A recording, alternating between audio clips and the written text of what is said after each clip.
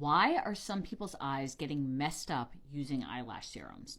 I'm dermatologist Dr. Abby Waldman. See, a lot of lash serums contain prostaglandin analogs. It is a common ingredient in many over-the-counter lash serums and prescription lash serums that in some people can cause redness, it can actually cause orbital fat loss, and even change the color of your eyes.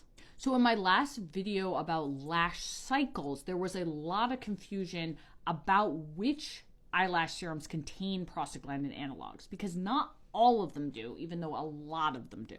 And that makes sense because companies make it really hard to decipher whether or not there's a prostaglandin analog in your eyelash serum. You really have to learn how to read the ingredients list, which makes it really hard to avoid them if you want to avoid them.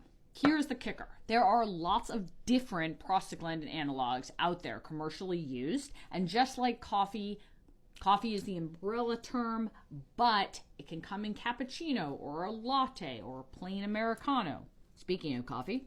So it's the same concept here. So these are the prostaglandin analogs that are currently on the market. I listed here. Now, of course, more could come out in the future, but these are the ones that you're typically going to look for. I am not going to try to pronounce them, but save this video, come back to it when you're trying to look to see what to get, what works for you. There are prostaglandin-free serums out there.